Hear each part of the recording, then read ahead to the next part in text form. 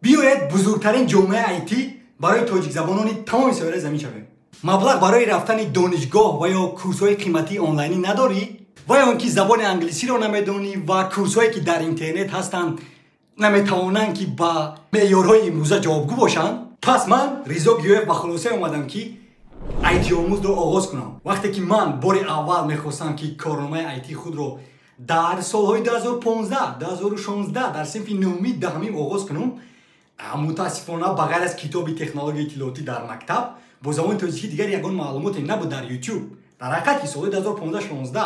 و برای من دشوار بود که آغاز کنم آموزم درباره یک تکنولوژی نو. من نمیدونستم که لینوکس چی است، من نمیدونستم که اپراتسیون سیستم چی است، من نمیدونستم که زبان‌های برنامه‌سازی کدام های، من نمیدونستم که چگونه سرورها کار میکنن، من نمیدونستم که چگونه نتورک ها کار میکنن، من نمیدونستم که چگونه کامپیوتر گیرون کنم، حتی من نمیدونستم که چگونه میشکره قپم. برای همین عین زمان مقصد اساسی ما همین است در آیتی آموز که آدمان رو کمک کنیم تا که کارنامه خود رو در سایه آیتی و اینکه تکنولوژی اطلاعاتی آغاز کنم.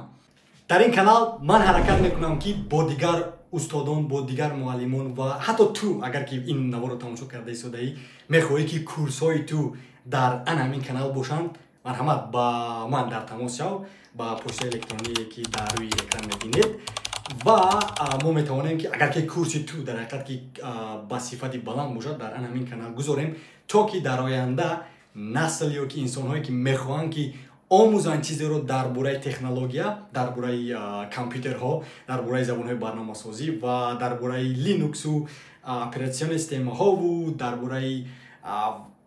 همه چیزی که وابسته به تکنولوژی اطلاعاتی و کامپیوترها و علم‌های کامپیوتری است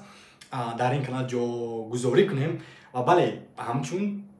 یعنی رایگان باشد برای همه را. هی آیتی آموز، آیتی را با زبان مادری رایگان آموز.